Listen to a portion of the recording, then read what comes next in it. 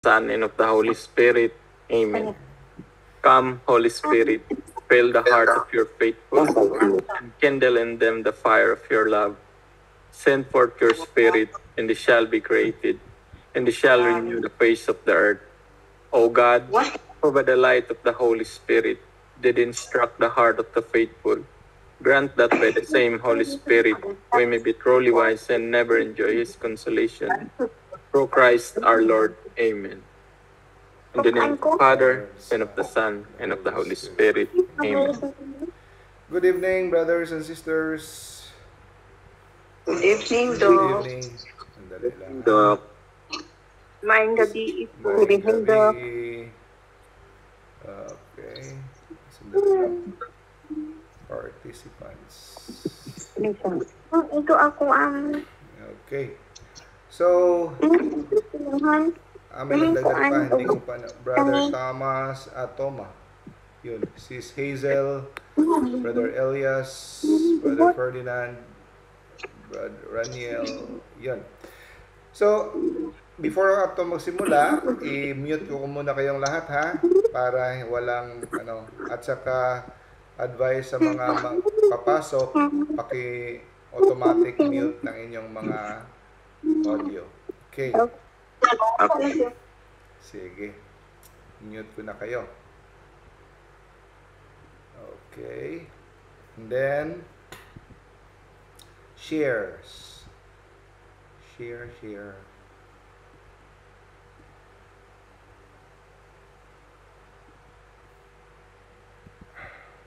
Nakita na, bro? Yes po, Okay. Doc. Meron na po. Salamat. Good evening sa inyong lahat, mga kapatid. Welcome sa ating Wednesday Catechism Lecture, Faith Seeking Understanding, Knowing Our Catholic Faith. So, welcome sa mga nag-greet ko na kanina ang nandito sa Zoom at saka ngayon nanonood sa Facebook. Good evening sa inyo at later sa pag-upload sa YouTube. Ang ating lecture is entitled Spiritual Authority in Demonic Infestation. Ang lecture ko galing sa lecture ni Father Nonet Legaspi, Chief Exorcist ng Diocese of Novaliches. Napakatalino ito ni Father Nonet Legaspi. Kasama to sila ni Father Winston Cabading, Father Jose Siquia. Magna cum laude dito sa Rome, sa kanyang pagkuha niya ng Master's Licentiate ng Degree of Sacred Theology. Okay. So, but before we start, magsiling muna ako kasi tayo tungkol sa spiritual warfare.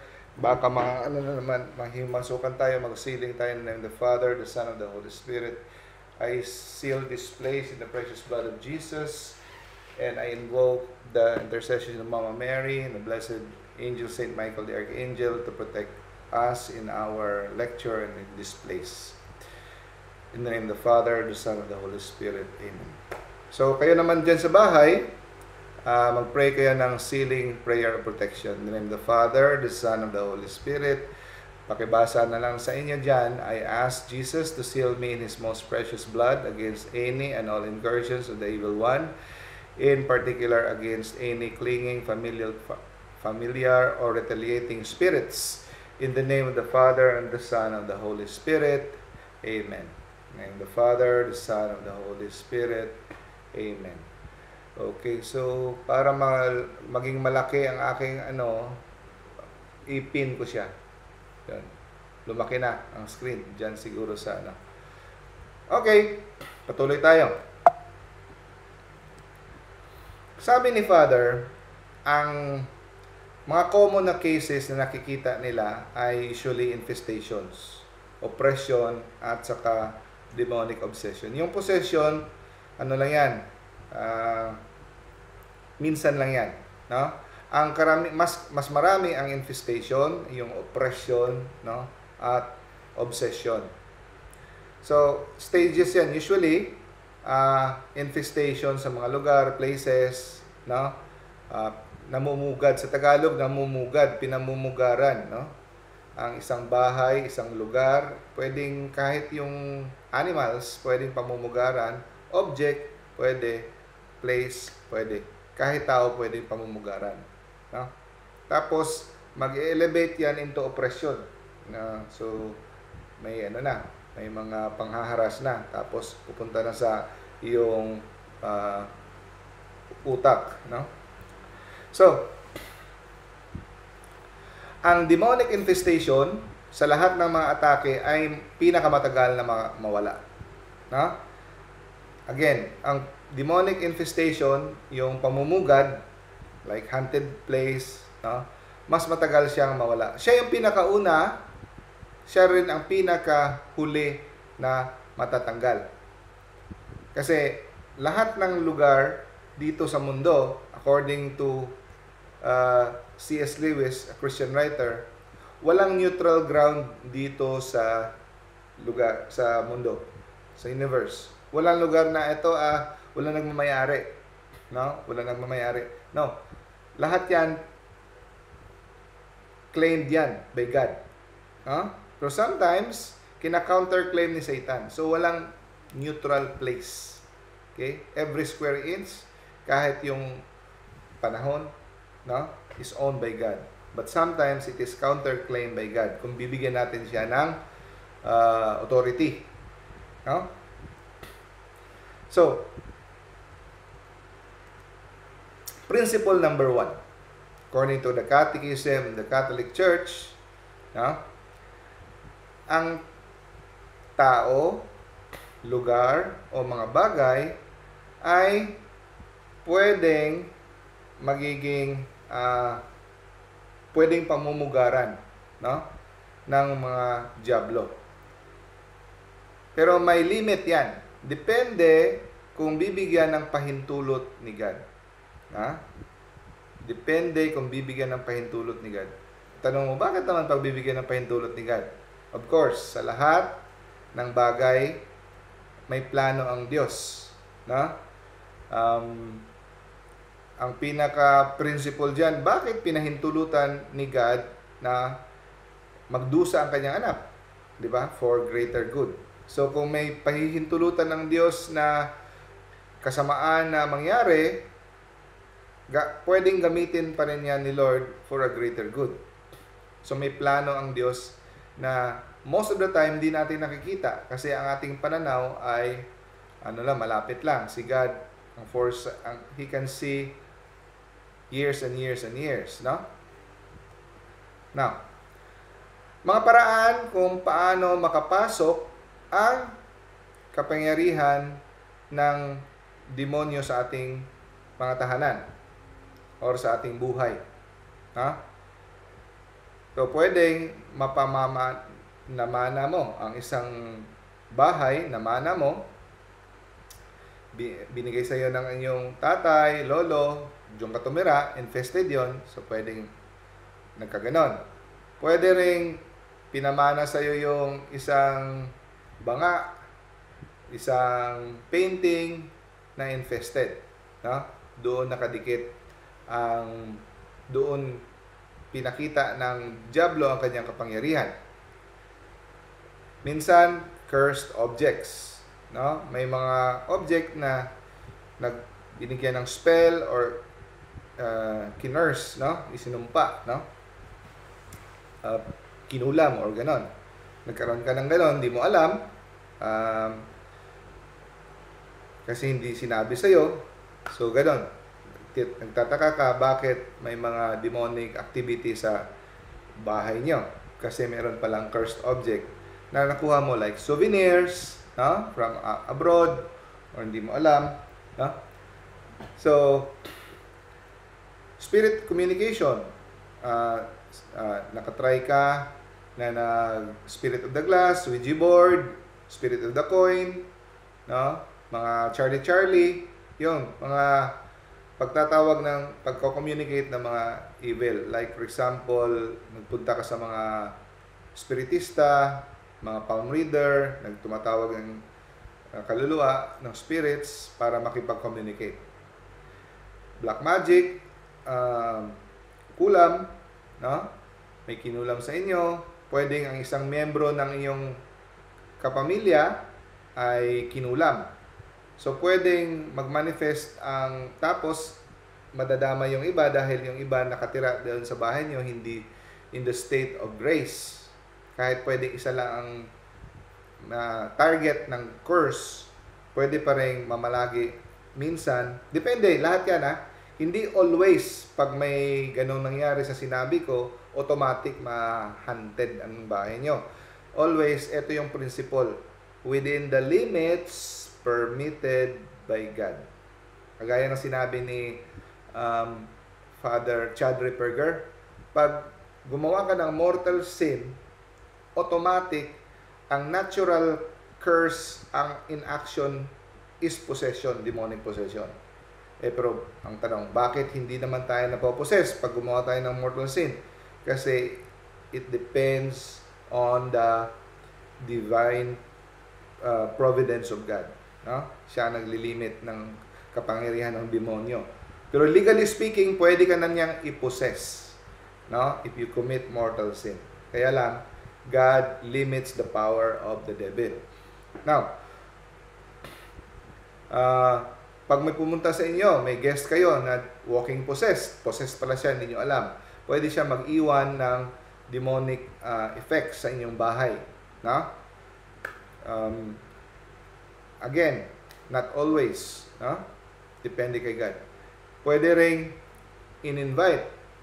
Nagseremonya kayo sa bahay, tatawag kayo ng mga kaluluwa ng inyong mga ninuno, mga ganun, hex casting.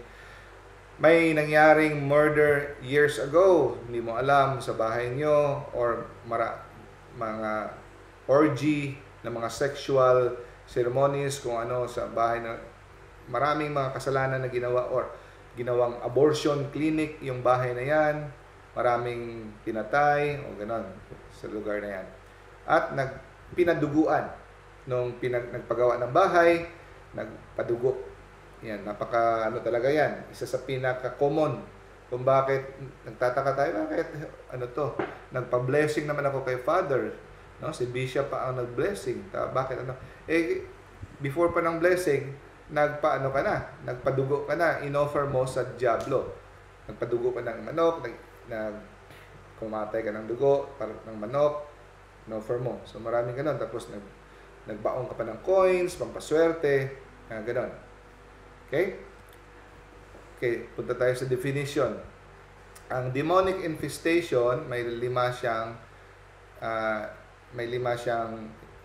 definition. Una, ang evil spirit ay nabigyan ng right to exercise dominion.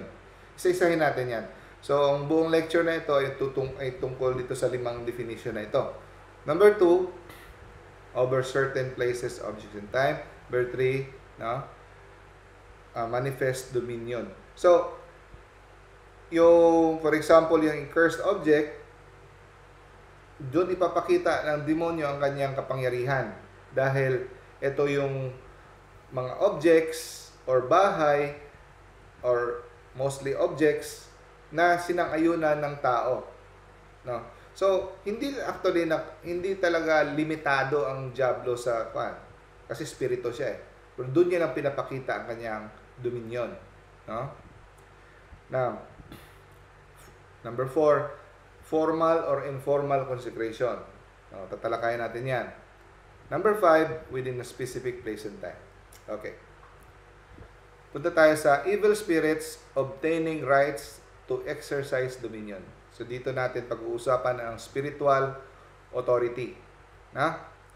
So pwedeng magkaroon ng kapangyarihan or otoridad ang diablo sa bahay mo or sa isang mga gamit kung binigyan mo siya ng authority. Okay. Kasi ang demonyo legalistic, no? Pag binigyan ng tao ng permiso. Pero the granting person, so kung ang tao, hindi rin siya makapagbigay ng authority sa diablo kung wala rin siyang authority. Okay? Spiritual authority. No? So, pag ang example, ang simbahan, no? Ginamit niya ang authority na binigay ni Kristo sa kanya para palayasin ang diablo, ang tawag diyan exorcism. So, ginagamit ng simbahan ang kanyang spiritual authority. Catechism of the Catholic Church, 1673. Ha? So, ang authority, magdepende yan kung sino ang nagbigay ng authority. Ano ang iyong authority? Ano ang iyong responsibilidad? Tigsingil ka ba ng renta doon sa bangketa? May authority ka, kahit maliit. Ang authority mo ay security guard, or police, or mayor, magdepende kung ano. Depende rin kung anong relasyon mo sa lugar. No? Like for example, kahit police ka dito sa Pilipinas, pag pumunta ka ng Amerika, wala kang authority doon kasi ang authority mo hanggang Pilipinas lang. Di ba? So, yan, importante yan. Kagaya ng mga exorcist, may authority, hindi sila pwedeng mag-exercise sa lugar na hindi sila binigyan ng kanilang obispo. Kaya nag-aas sila ng permiso. No? Walang exorcist na naglilibot-libot sa buong bansa at mag-exercise pag hindi siya binigyan ng permiso ng obispo. Okay? So, si Father Darwin, pag nag-exercise siya sa ibang lugar, pumupunta talaga siya sa obispo at nag-aas ng permission. No? Okay. Punta tayo sa klase ng mga authority. Natural authority. Ang una, natural authority. Example, parents. So, napakalaking authority natin sa ating mga anak. No? Kaya nakaka-exercise tayo ng power over them. Kaya yung mga prayers natin, maka-bless tayo sa kanila. Kaya pupunta nag-bless. Ni-bless natin sila. We can pray for them. Kasi may binigay niya ng Diyos sa atin. No? By order of nature. No? So, kaya sinabi ng mga exorcist, inuulit-ulit, never niyong i-curse ang inyong anak. Kasi pag kinurse niyo ang inyong anak, meron kayong spiritual authority sa inyong anak, pipick upin niya ng diablo, at susundin ng diablo yan. At malaki ang pinsala na mangyayari sa inyong anak pag isinumpa niyo. So, kahit nakalimutan mo na yung sumpa, matagal na lang, nasabi ko lang yun dahil sa galit ko, ilang taon na, no? May sabi ng kwento ng isang exorcist, ayaw niya nagpakasal ang kanyang anak sa isang babae na hindi niya type. Sabi niya, mamamatay ka sa higaan ng iyong kapanganakan. Wala lang. Galit na galit siya. So after 40 years have passed, bumalik ang anak niya, natulog doon, hindi na nagising. Kahit nagkabati na sila. Natulog doon sa higaan ng kanyang kapanganakan, hindi na nagising, namatay. No? So, never ever curse your children. Bless them, not curse them. So, kahit nga sa mga animals, merong tinatawag na alpha male, di ba? Sinusunod nila yung authority ng alpha male. Ha? So, that is an example of natural authority. So, sa natural authority, below natural authority, meron tinatawag na informal. So, ang informal natural authority, like, nagdepende yan sa talent ng tao, skills, pogi, o ano ba, social position. Example nito is like, napansin niyo doon sa classroom niyo. May magaling magsalita, pogi, at usually, ang dilibre, di ba? Tapos, hindi mahiyain. Usually, siya nakakagad ang nagiging class president. Parang, kasi matalino, nagiging automatic na rin tinatawag na informal. O, di ba? Siya na-appoint kagad. Siya na yung class president kasi hatid sundo ng Mercedes. O, ganun. Example lang. Informal. Now, sa natural authority, merong tinatawag na formal natural authority. Yung example, mga painters, yung obra maestra nila, yung ginawa nila, sila yung may formal authority sa kanilang gawa. Like, for example, yung gumagawa ng sculpture, no? So, mga sculptor, ang produkto nila sculpture, sila ang may-ari nun. Okay? Yung mga tattoo, nagtatattoo, sila ang may-ari ng kanilang obra doon sa balat mo. Yung gumawa ng upuan, silya, mesa, sila ang may-ari, silang gumawa. So, sino ang gumawa sa atin? Si God. So, siya yung may authority sa atin. So, ibig sabihin, ang tawag dyan ay creator-creation relationship. Now, evil spirits obtaining rights to exercise dominion. Principle number 2. Demons may be given legal spiritual rights by any person pag siya ay may authority. Lalo na ang yung mga taong gumawa nito.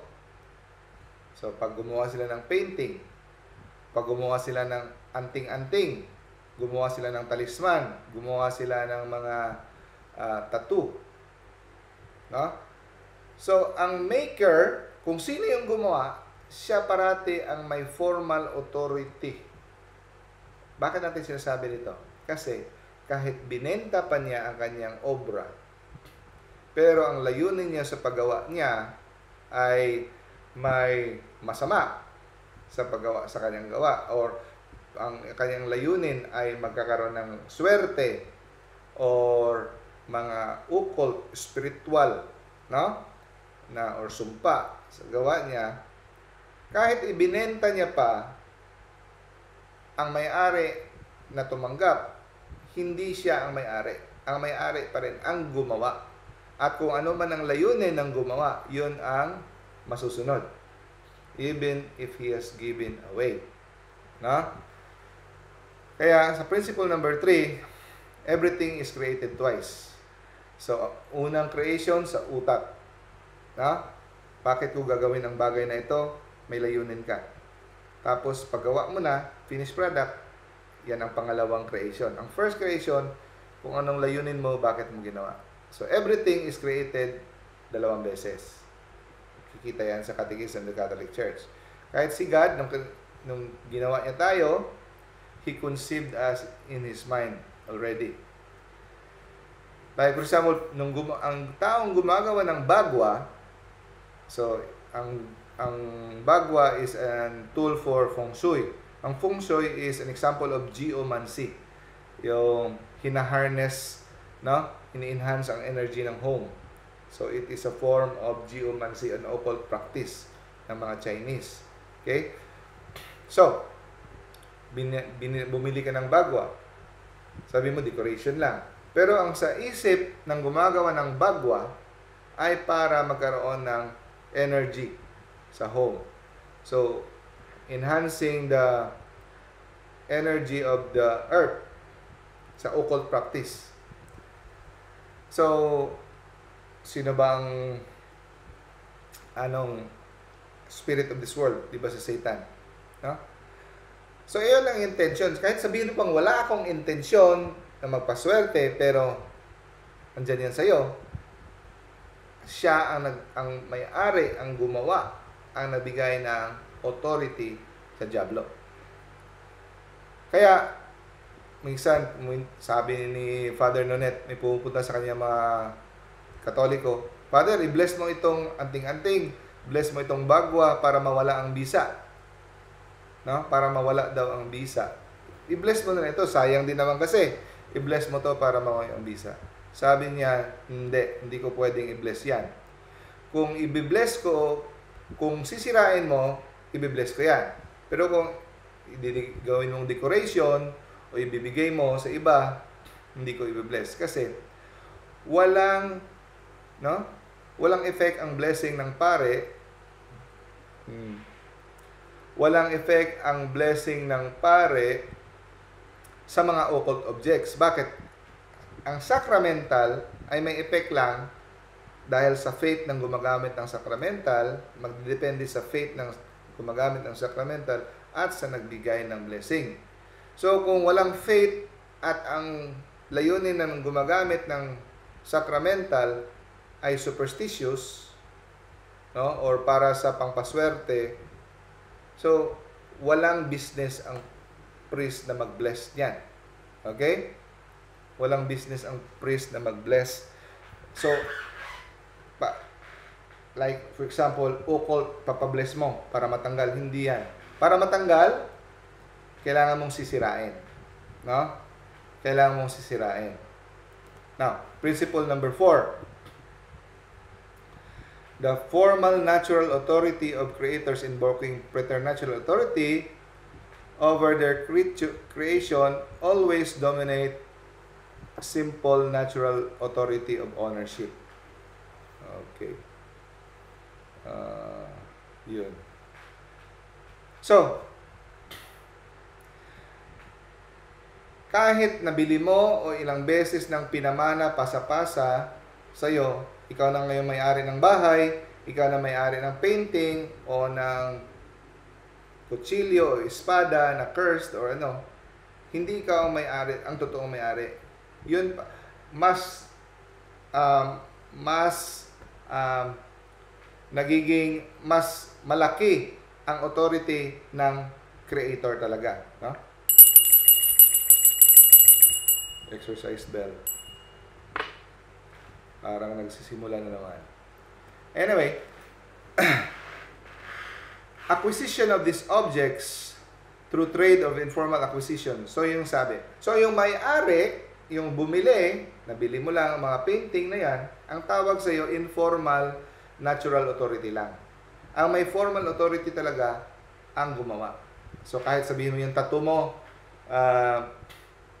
wala kang intensyon na occult, pero yung nag-tattoo sa'yo, sa isip niya, may tattoo siya na ritualistic ang kanyang tattoo, lalo na ngayon mga tattoo ay, karamihan sa mga tattoo ngayon ay parang religious na mga parang cultural na mga ano.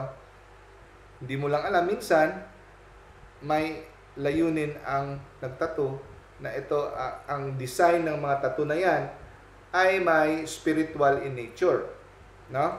Lalo na yung mga sa mga yung kagaya yung kay Maui, no, di ba? Yung mga Samoans, mga ganon na mga hindi mo alam, ginagaya mo yung mga dahil maganda tingnan, pero hindi mo alam may mga spiritual siya, intention. So yung mga paintings na mga haunted or bahay, kahit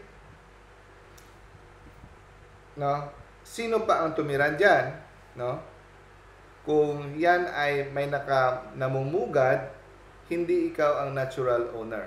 Informal ka lang. Ang nagmamayari ay ang mga evil spirit. Okay?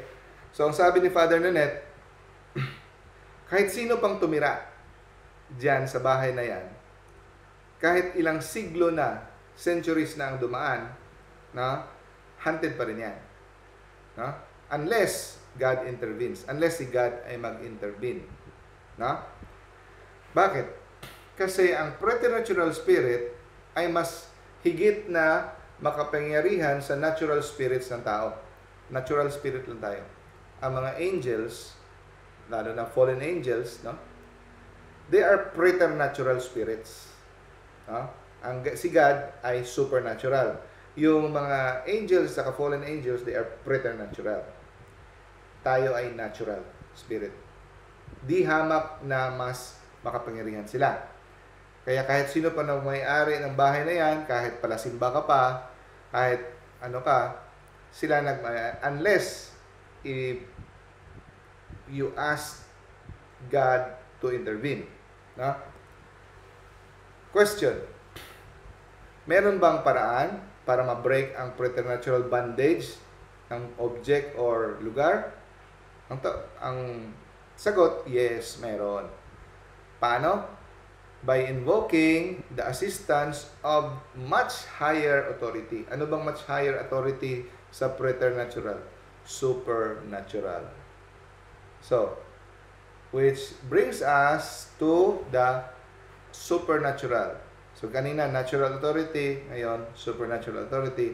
Sino yung supernatural authority? Siyempre si God. Ha? So, sa lahat ng mga nilalang, pati fallen angels, mga preternatural creatures lang lahat yan. Siya ang creator ng lahat. Ha? Through Jesus Christ. So, ang genuine authority, principle number 5, can only be found through Jesus Christ. No? Through Him to the Trinity. So, good news. Ang ating Diyos ay makapangyarihan. Ha?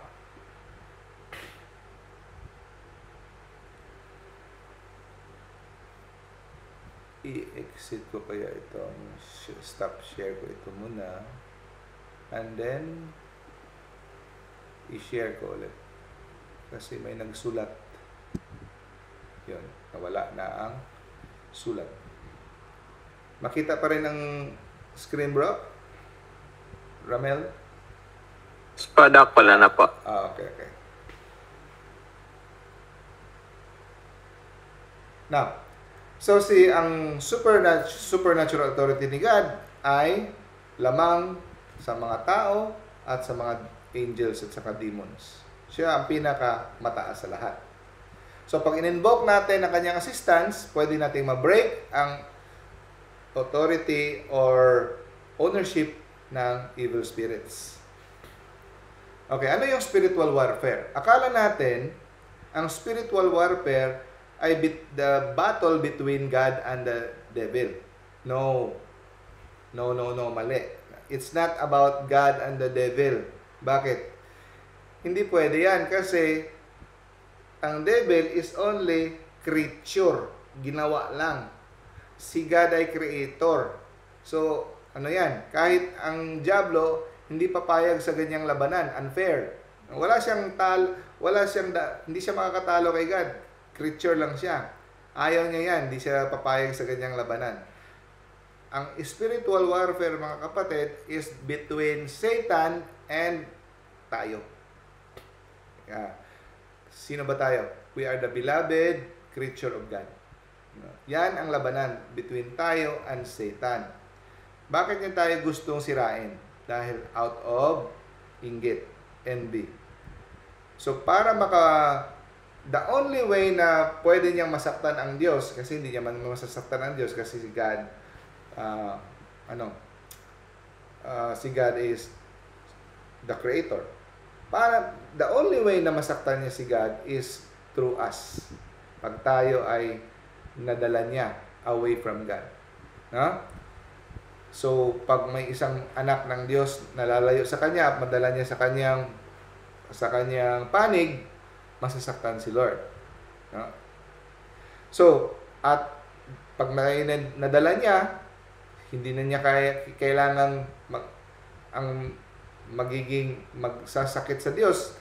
Pwede na tayo na mismo sa ating kasalanan, sinasaktan na natin ang Diyos. Okay. Kaya napaka-importante na parati dapat always we submit to the authority of God. No? We always submit to the supernatural authority of God para tayo ay mananalo laban sa diablo. Kasi kung hahayaan lang ng Diyos, pagpayag siya, di talaga tayo makakapanalo sa diablo dahil preternatural ang diablo. Very, very powerful. So tayo ay nananalo lang dahil sa protection ni God. No? Kung tayo ay parating kaakibat ng Diyos, nandun tayo sa kanyang under His protection. No? So, especially we go to the authority of the church. Yung mga pare ay binigyan ng sacramental power ni God, a gift from God. No? So mga pare, pag na-ordain na sila, nagbabago at naiiba ang kanilang being. No? Sa kanilang being,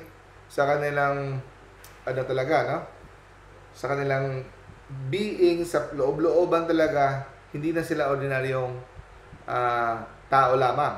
They have been consecrated. Kaya dapat hindi sila aasta na parang ordinaryong tao. Iba na sila. No? It's not about pride.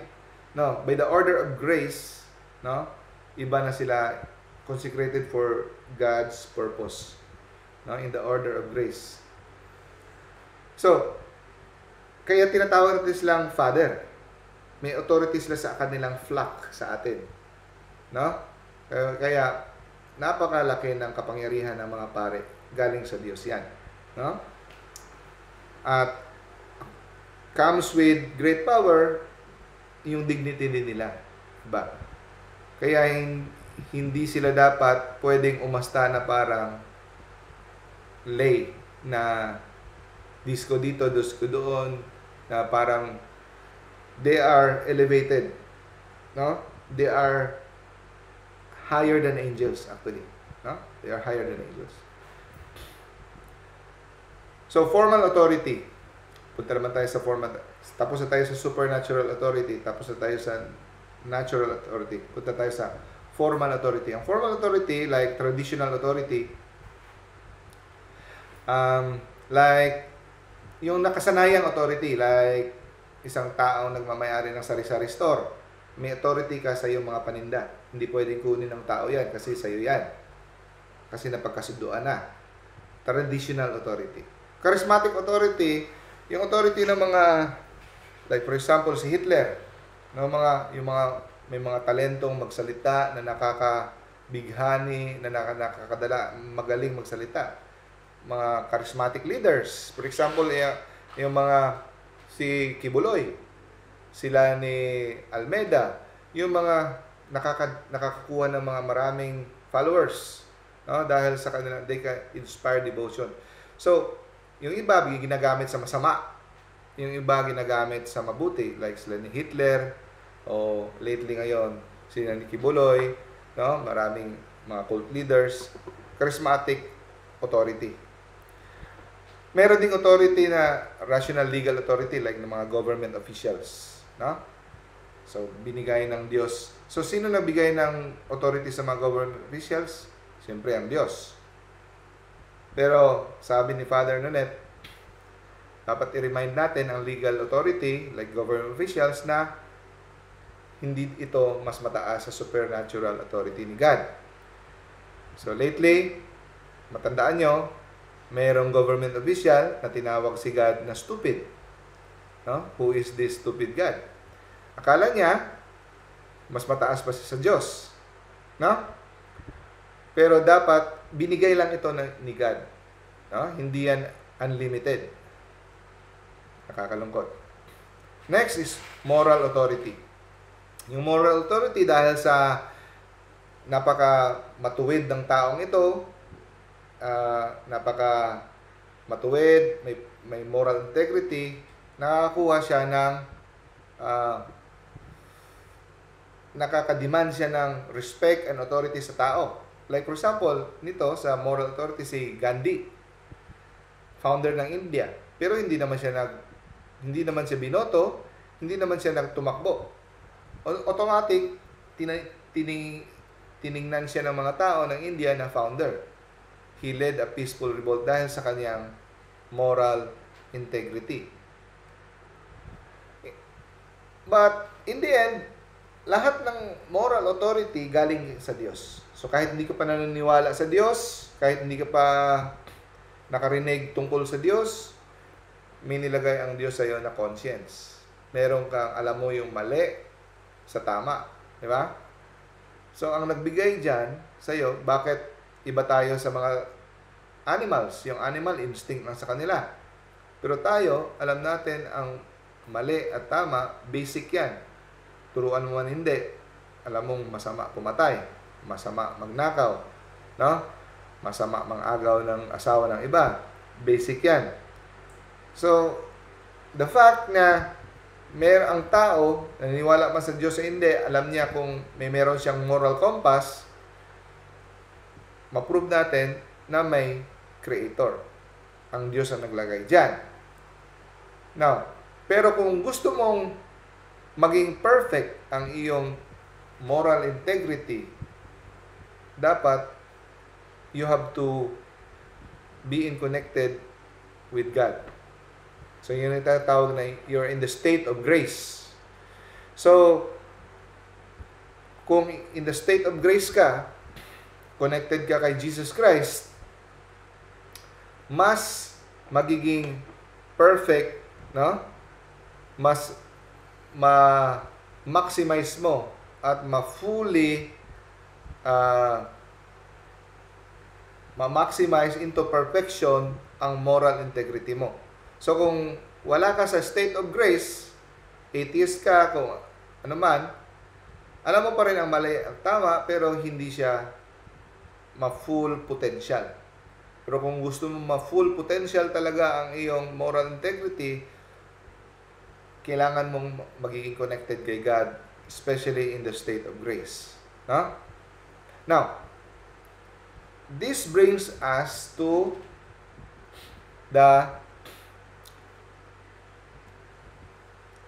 kung sino yung madaling magiging biktima ng dyablo. Ang mga taong wala sa state of grace. Yung habitually living in the state of mortal sin. Nag-live-in, pornography, addiction, nagnanakaw, corruption, hindi nagsisimba. So, outside, sabi ni Jesus, remain in me, manatili kayo sa akin. No? Pag hindi kayo nanatili sa akin, saan kayo pupulutin?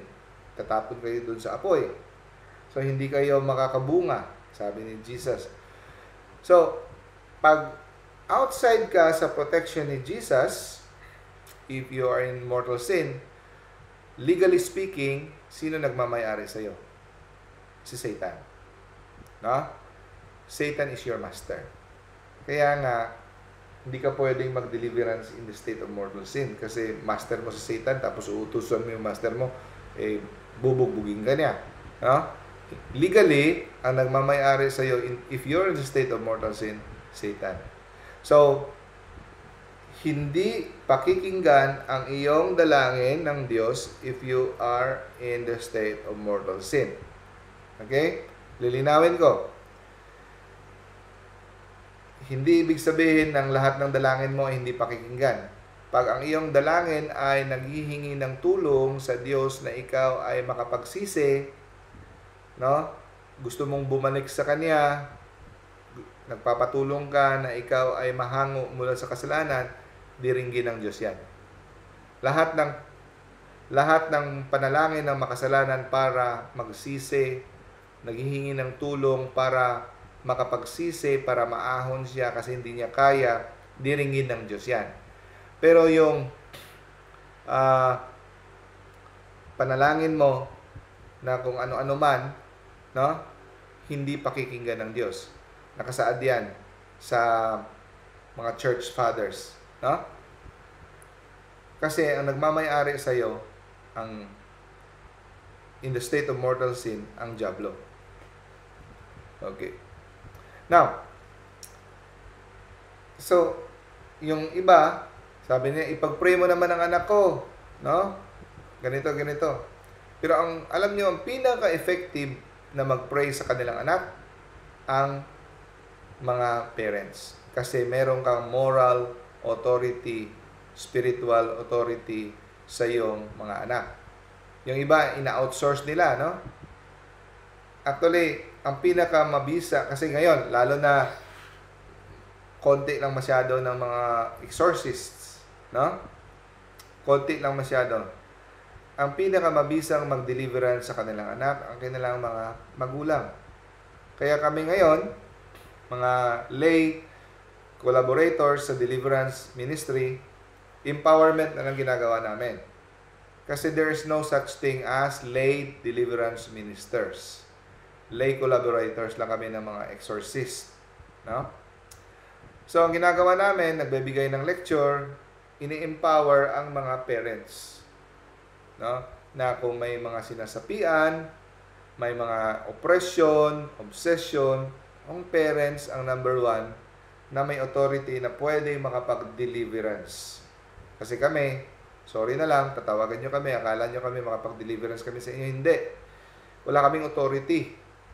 Wala kaming authority sa hindi namin kamag-anak, hindi namin anak. No?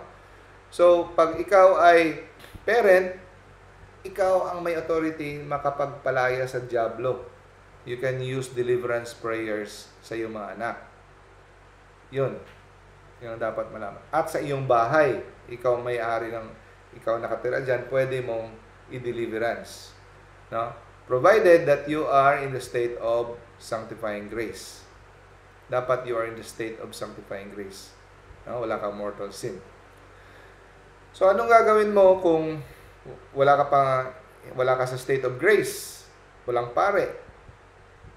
Available ang pare, makapag-confess ka mga 3 araw pa mula ngayon o next week pa.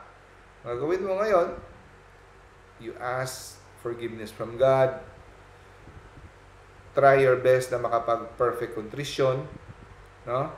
Because of your great love for God, hingi ka ng tawad, magsisi ka sa kasalanan, promise ka na hindi mo na ulitin, baka makatanggap ka ng forgiveness from God, no? Baka maabot mo yung perfect contrition, ma-re-establish sa iyo ang iyong sanctifying grace. Na? Tapos kung may chance na makapag-confess, punta ka kagad sa pare. The soonest time possible. Okay. Demonic preternatural authority. Tapos na tayo sa supernatural authority, moral authority, ang demonic preternatural authority. Okay. So, merong pwedeng magkaroon ng kapangyarihan ang diablo sa mga created things. Pwede nga siyang magsanhi ng mga bagyo, lindol, no?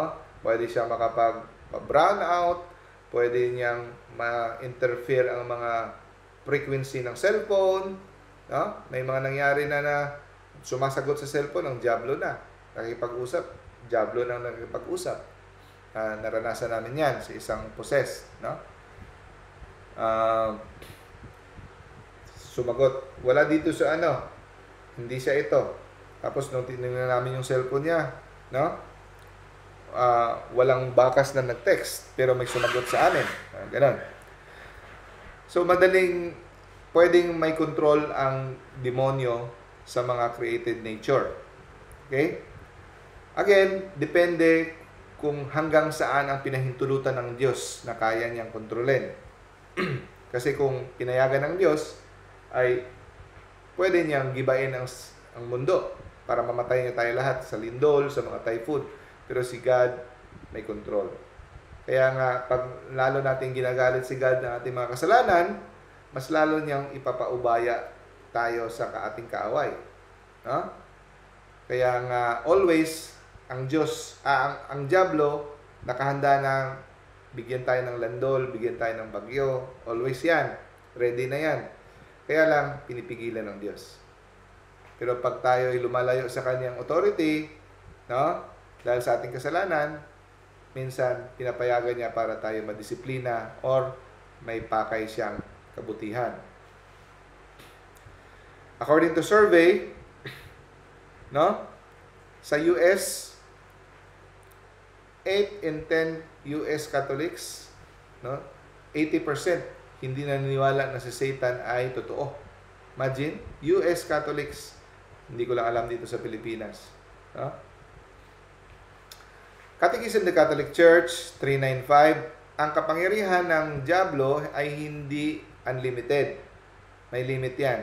Kasi siya ay nilikha lamang. No? Kung tingnan mo, parang napaka-lakas ng diablo, no? Pero may limit yan. Nakatali yan. Ang Diyos ang may control. No? Kaya huwag kang masyadong matakot sa diablo kasi wala yan. Walang binatbat yan sa Diyos. God can use any situation. No? Kahit yung COVID, nagmamayabang ang diablo. Napasara ko ang mga simbahan sa buong mundo. Napasara ko. O, di ba? Talo ka. Pero anong sagot ng Diyos? Napasara mo nga, pero mas maraming church in the house na maraming namayagpag na mga religious blogs kagaya nito, no? Kailan nagsimula kami ni Brother Wendell gumawa ng religious blogs, like for example nung before COVID, nagsimula kami mag-Bible studies sa simbahan, konti na nag-a-attend. nagsimula mga 2012. Nagsimula. Konti lang nag-attend. So, pero ngayon, libo-libo nang nare-reach natin sa ating mga vlogs. Natigil yung aming Bible study sa simbahan dahil sa COVID. Napilitan kaming magpunta sa internet. Ngayon, mas maraming na-reach. So, ginagamit ni Lord yung mga trahedya, yung mga unexpected things for His greater plans. Di ba? Okay, ang tanong. Sino bang makapag-deliverance prayers? At para kanino? Sino bang pwede? Sa mga parish priests or mga hospital chaplains? Pwede. No? Mga liberation prayer ministry team leaders? Pwede. No? Pag binigyan ng authority. Parents or guardians? Pwedeng makapag-deliverance, no, sa kanilang family members. No? Superiors or religious congregation. Superior na mga religious congregation pwede mag-deliverance sa kanyang members. Leader ng religious organization pwede sa kanyang members. No? Teachers, tutor or school principal para sa kanilang estudyante pwede, may authority sila. Medical health caregivers, doctors pwede makapag-pray sa kanilang pasyente. Okay? Provided na pumayag ang kanilang pasyente or alam ng kanilang pasyente. Hindi ka pwede mag-pray or pray over, no? Pag walang pahintulot. Okay. Bakit? Kasi sabi ni James chapter 5 verse 16, we should pray for one another. No? Pwede tayong mag-pray kahit kanino. Pero sa deliverance prayers, take note mga kapatid, pagdating na sa deliverance prayers na pinapalayas natin ng demonyo, no, dapat mag-observe tayo ng protocol, authority. No? It is better safe than sorry kasi pwede tayong i-retaliate. Kasi hindi natin pwedeng ismulin ang diablo kasi makapangyarihan yan. Kailangan natin mag-follow ng protocol. Okay. Now, ang tanong, sabi ni Father Nonet, kahit sino bang lay person pwede mag-deliverance prayers sa isang infested na lugar? Ang sagot niya, yes, provided may dugtong pa. Dapat wala siyang mortal sin. No? Dapat strong ang kanyang relationship kay God. Prayerful siya. No? And then, ang prayer niya dapat hindi imperative. Hindi yung I command you. No? In the name of Jesus Christ, I command you to live. Hindi pwede. No? Kung lay ka lang. Dapat ang prayer mo supplicative. I ask the Lord Jesus Christ to drive out the demons living in this place. Nanghihingi ka kay Lord. Si Lord yung hihilingin mo na magpapalayas. Hindi ikaw, hindi pwedeng I command you. Hindi pwede. Pare lang ang pwedeng maggamit niyan kung wala kang authority. No? Pwede kang magamit ng imperative if meron kang spiritual authority. Like for example, you are a parent. No? Pwede mong gamitin yung deliverance prayers na imperative. Pero kung wala kang authority, pinaka-sure, kung di ka sigurado, kahit may authority ka pa, kung di ka lang sigurado to be safe, no? Better safe than sorry. Pinaka-safe, gamitin mo ang supplicative. I ask the Lord Jesus Christ, in the precious name of Jesus Christ, to command this devil to leave. No? Yun ang pinaka-safe. Wag mong gamitin, I command the evil spirit.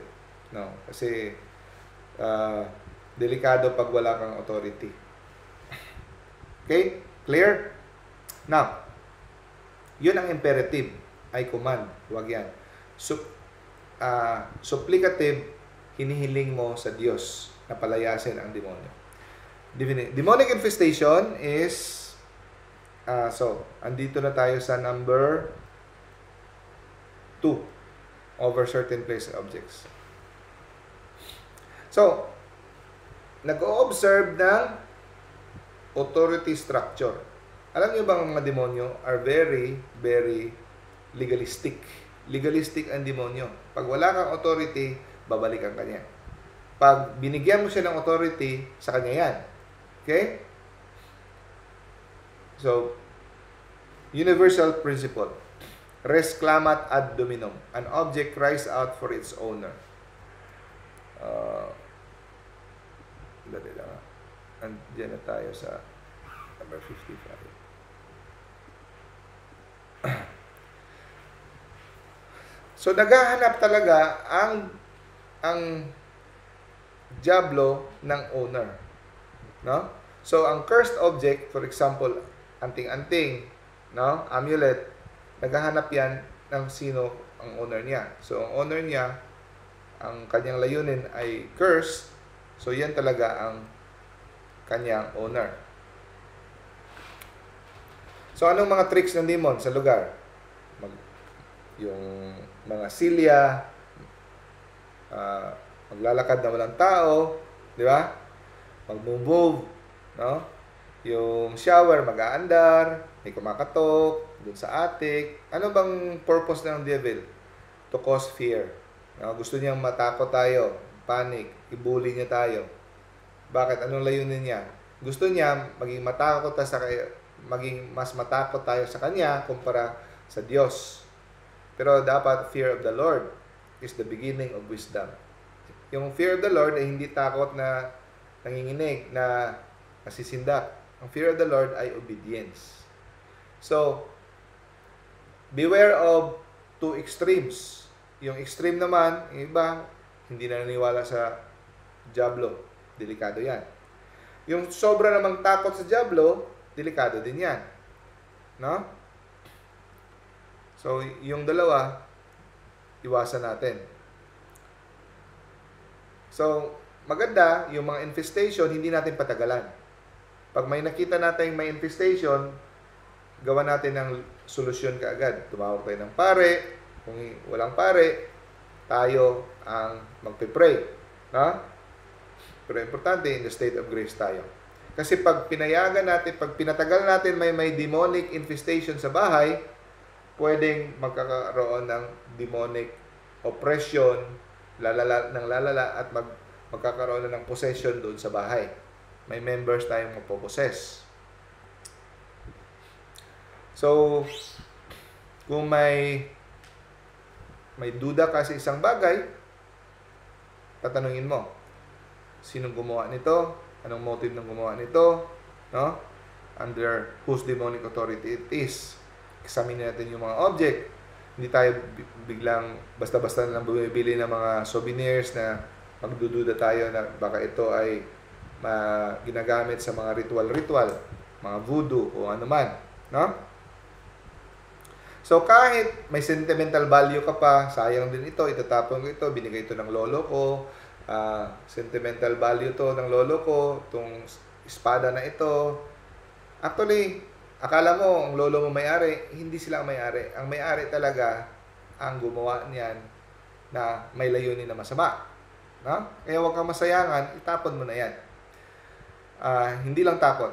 Sabihin natin kung paano. So, yung mga amulets, mga Latin na mga books, na may mga, sa tingin mo may mga magic, tarot cards, Ouija boards, yan.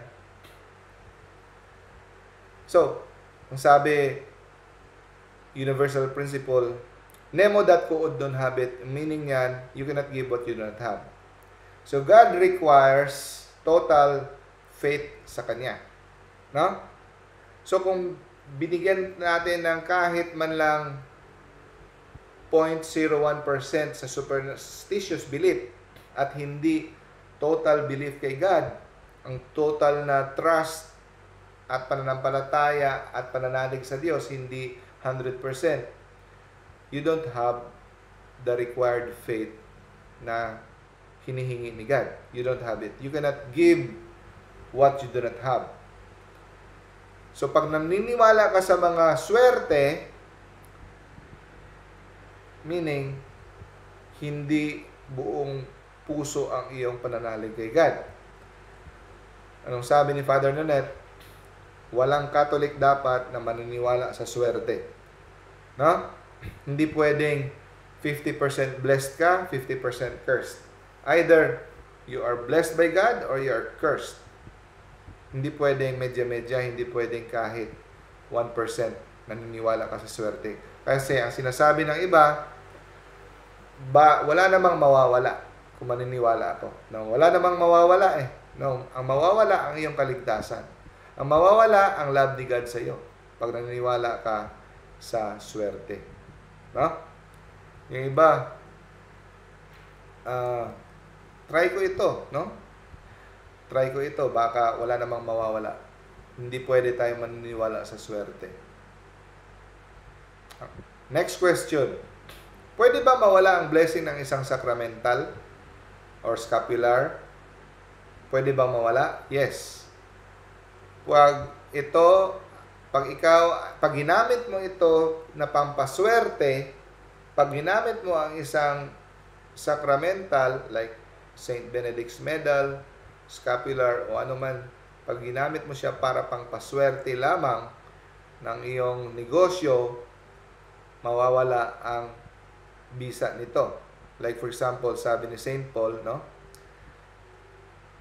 See the kindness and severity of God. Severity towards who fell, but kindness to you, provided you remain in His kindness, otherwise you will be cut off. So you can be cut off pag ang Diyos ay iniwan mo through mga anting-anting. No? So, these sacraments will remain connected to God's blessings. Hence, faith in God expressed through 100% faith in the church. Dapat 100% faith. No? Pero kung ito ay ginamit para sa as superstitious objects, hinaluan mo ito, may iba, may mga St. Benedict's Medal, pero hinaluan pa ng ibang mga occult object, mawawala ang bisa nito. No? So, na-cut off nga ang relationship ng mga tao ng Israelites kay God because sila ay how much more ang objects, mga sacramentals. No? In a quali jur melior es conditio possidentis, yun ang Latin. Sa English, ang ibig sabihin, kung sino ang gumawa, kung sino ang nagmamay-ari ngayon, kung sino nagdadala ng object, malamang siya ang nagmamay-ari. For example, kung natagpuan sa iyong bag, merong bala, merong shabu. Ang prinsipyo niyan ay kung sino ang natagpuan na nagdadala ng bagay na yan, 9 out of 10 siya ang may-ari. 90% of the time may-ari siya. So kahit for example hindi sa iyo yan sa batas, kahit hindi inosente ka sa batas, natagpuan yan sa iyo, 90% of the chance ikaw ang nagmamay-ari. So for example, kahit hindi mo pa alam, sabihin mo, hindi ko naman layunin na sasangguni sa mga superstitious o sa mga anting-anting o sa demonyo. Pero dala-dala mo yung anting-anting na yan, ipepresyum ng demonyo na gusto mo ang kapangyarihan. So, andyan sa bahay mo, hindi mo layunin, hindi mo naman sinasadya na magdala ng curse sa iyong bahay, like painting, vase, kung ano man dyan, hindi mo alam. Dahil andyan yan sa iyong pagmamayari, pinipresume ng diablo na binibigyan mo siya ng authority. Ganon. So, hindi ibig sabihin na tinapon mo na. Sabi ni Father Nonet, tinapon mo na sa basurahan, wala nang kapangyarihan. Pwede ka pa rin sundan kahit tinapon mo na sa basurahan. Kahit andun ka pa sa Manila pumunta, dito sa Osamis, yung bahay mo, pwede ka pa rin sundan. No? So, nagbigay siya ng example. May isang couple na nakatanggap sila ng gift flower vase na may bulaklak. Hindi na alam kung sino nagbigay dahil it is a party, hindi sinulat kung sino. Nung nagsimulang natanggap nila yung flower vase na yon, nagsimulang nagkaroon ng mga hindi ka nais-nais na pangyayari sa bahay. Gumagalaw na yung mga furniture sa bahay nila, sa attic, may mga kung ano-anong kababalaghan, no? So, natanto nila na yung flower vase na yon, doon nagsimula ang mga masadyablong mga pangyayari. Ang ginawa nila, iniwan nila sa parking lot ng simbahan. Pero hindi pa rin tumigil. Nagpatuloy pa rin ang mga mahiwagang pangyayari sa kanilang bahay. Nagpatawag sila ng pare, nag-deliverance, sandaling nawala, pero bumalik na naman. No? So, ang prinsipyo diyan, hangga't hindi nasisira ang bagay, hindi yan titigil. No? So, hangga't hindi nasisira. Ibibigay ko sa inyo ang link ni Father Nanette on how to dispose occult objects. No? May proper talaga na paraan sa pag-dispose ng occult objects. So, kahit ilagay mo pa sa basurahan yan, iiwan mo yan sa mga lugar-lugar, hindi mawawala ang effect.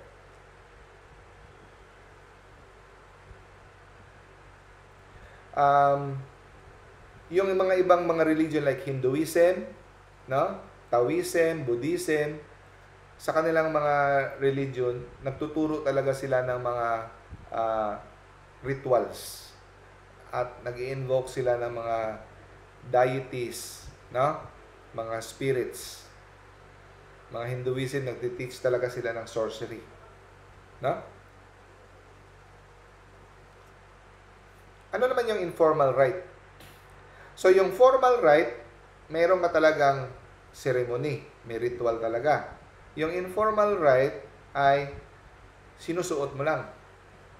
Yung tattoo, sinusuot mo lang. Hindi mo sinasadya. Hindi mo sinasadya na dinadala mo yung anting-anting, yung mga talisman. No? So, damay ka pa rin kahit dinadala mo lang. So, yun ang tinatawag na, yung mga nagsusuot ng mga anting-anting, ang tawag dyan, informal. Pero yung nag-ritual ka talaga, yun ang tawag na formal, mas matindi yun. Pero may effect pa rin sa mga nagdadala ng mga anting-anting. No? Yan ang informal. So, number 5, again, ang mga diablo ay hindi omniscient, hindi sila omnipresent. Hindi nila pwedeng basahin ang nasa utak mo. No? Pwede nilang pag-aralan kung ano yung mga reaksyon ng tao dahil ilang centuries na silang kasama natin. Alam na nila yung mga galaw ng ating pupils, yung mga pawis natin pag tayo kinakabahan. Alam nila yung nakikita nila ang ating mga heartbeat, heart rate, nape-predict nila, pero hindi nila kayang basahin ang ating isipan. Okay. Now, kaya nga, kahit yung mga ang sinasabi ng ibang sekta, bakit tayo nagpe-pray sa mga saints, hindi naman nila nababasa ang ating isipan. Hindi naman omniscient, omnipresent si Mama Mary, ang mga saints. Hindi nila nababasa, kahit yung mga angels, pero pag sinadya nating i-communicate ang ating mind sa kanila, isasadyain natin, pwede na nilang basahin. Kahit yung mga devil. Pag sinadya mo talagang makipag-communicate at i-direct ang thought mo sa mga fallen angel, mababasa na nila. So, ganun din sa mga angel at sa mga saints. No? So, kaya yung paraan ng mga pare, silent, dinidirect nila, I command you in the name of Jesus to get away. Kaya nagre-react kahit hindi sinasabi ng mga pare. Yun ang kanilang mga diagnostic prayers. No? So, pwede kang makipag-communicate through mental sa mga angels at saka saints. Ganon din sa mga diablo. Kung ididirekta mo ang iyong thoughts sa kanila. No? Pero kung hindi mo ididirekta, kaya nga mag-ingat tayo sa ating mga thoughts. Hindi natin ito pababayaang let us guard our thoughts. No? Hindi mababasa ng diablo, pero kung i-direct natin ang ating mind sa kanila, pwede nilang mabasa. So, pwede bang omnipresent ba ang mga diablo? Kasi, for example, sa isang exorcism, dito sa, for example, sa Manila, sinabi niya si Beelzebul siya. Andun na naman sa Amerika, sabi niya, Beelzebul siya. So, pwedeng kahit saan, parang Diyos siya? Hindi. Hindi pwedeng kahit saan ang diablo. Pwedeng magpadala siya ng kanyang alalay doon sa Amerika, andun sa Pilipinas si Beelzebul, nagpo-possess. Pwede ang alalay ng demonyo at sasabihin niya yung kanyang pangalan, pero ang nagpo-possess, kanyang kasapi lamang. He sends an emissary in his name.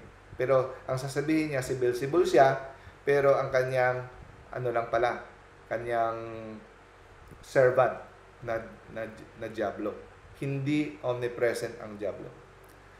Ito, example, Chillingham Castle, England, 12th century, monastery siya dati, hanggang ngayon, haunted pa rin. Ilang siglo na ang lumipas. Diplomat Hotel sa Baguio, 1911, pagmamayari ng Dominican Friars, hanggang ngayon, haunted pa rin. So, hindi ba tumatanda ang mga diablo? Matanda na, marami na. Hindi sila tumatanda. At hindi lumilipas ang panahon sa kanila. Kahit sila ay spiritual beings. No?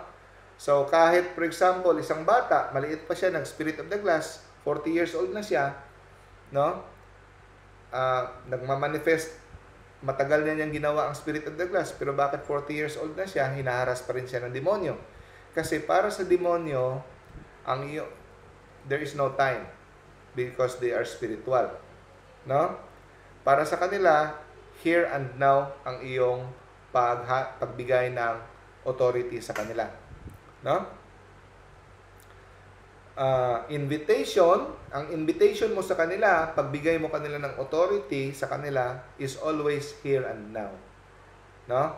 And the contract is always valid and active kahit matagal na. No?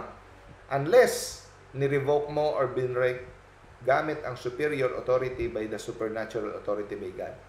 No? By deliverance or exorcism. No?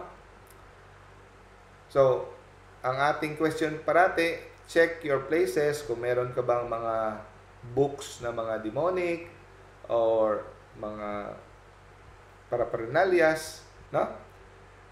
May link akong ibibigay on how to properly dispose of occult objects.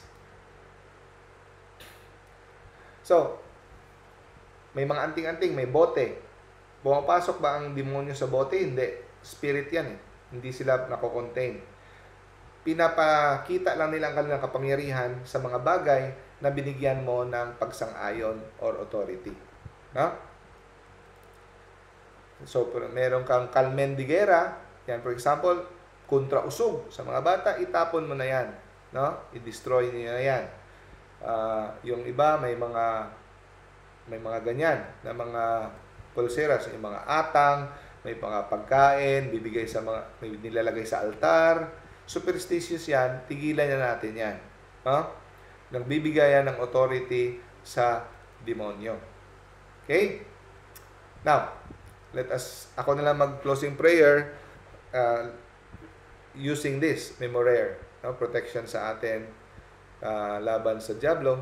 In the name of the Father, the Son, of the Holy Spirit. Amen. Remember, O most gracious Virgin Mary, that never was it known that anyone who fled to your protection, implored your help, or sought your intercession was left unaided. Inspired by this confidence, I fly to you, O Virgin of Virgins, my Mother. To you do I come, before you I stand, sinful and sorrowful. O Mother of the Word incarnate, Despise not my petitions, but in your mercy, hear and answer me. Amen. In the name of the Father, the Son, and the Holy Spirit. Amen. Okay? So, sino yung mga hindi ko nag-greet kanina? Sabihin ko na lang kayo ulit kung sino andito ngayon. Mga nagtiyaga. Sis Diana, hello. Brother Roland. Brother Chris. Lorenzo, Brother Harry. Brother Elias, Brother Ferdinand. Sis Hazel, hello. Sis Jennifer. Sis Julianne. Brother Juvic or Sister Juvic, Sis Laila, Sis May, Brother Ramel, Samsung, Sis Cheryl, Sis Shane, Sis Thea, Sis Tessa, Sis Toma or Brother Toma. So, Sis Dayan, may katanungin ka? Sis Dayan, anong question mo, Sis? Good evening po, Brother Doc. Yes. And sa mga nakikinig po. Clarification ko lang po about sa trick or treat activities sa school.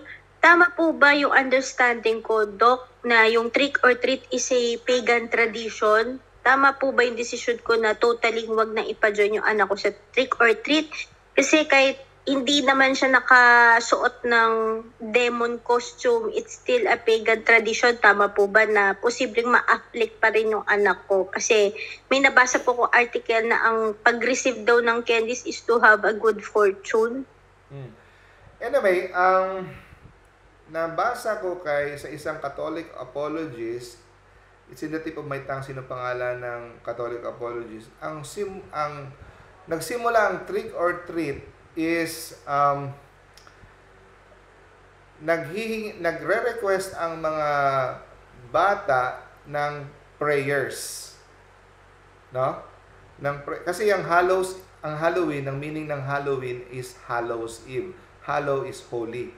So October 31 actually ang Hallows Eve, para siyang vigil ng mga All Saints Day. No, vigil ng All Saints Day, so prayer buong gabi sana. Kaya lang hinijack ng mga pagano, ginamit ng mga in-exaggerate, ginawang mga monster. Nagiging ang simula niyan holy ng mga saints, no? At saka yung November 2, mga patay. Imbis na mga patay, i-remember natin yung souls nila sa November 2, saints sa Holy Hallows Eve, evening of the Holy ng November 1, naging materialize, parang nagiging monster na. At saka yung trick or treat is mag-o-offer ka ba ng prayers sa aming mga souls of the dead, or kung hindi ka mag-offer, magbibigay sila ng practical joke. Like kung anong practical joke na gagawin sila sa'yo. So doon nagsimula ang trick or treat. Kung hindi ka magpe-pray, magpa-practical joke kami. So hanggang na-involve sa trick or treat, bibigyan mo kami ng treat, candy, or ang trick is tatapunan namin mga toilet paper yung bahay nyo, yung mga trick, yung mga ganun practical jokes. Hindi naman siya actually purely evil ang trick or treat. Parang nagiging culture na lang, nabibigyan ka ng candy or magbibigay kami ng prank sa'yo. Yun. So, hindi ko masabi na pagbabawalan, basta ang di lang maganda, ipapakostume nyo ng mga monster. Yun. Pero yung trick or treat, ang explanation ng isang Catholic apologist ay neutral siya. No? Hindi siya per se evil. Okay, okay bro? Pwede humabol ng question. Okay. Singit ko lang to about Lucifer. Pwede pa hapiawan mo, Doc, ng explanation about ano pa talagang pinakabuod or pinaka-beginning ng bakit si Lucifer nag-revolt kay God. Si Lucifer. According sa mga explanation ng mga church doctors of the church like Saint Thomas of Aquinas, si Lucifer ay isang seraphim, no? One of the highest na angel.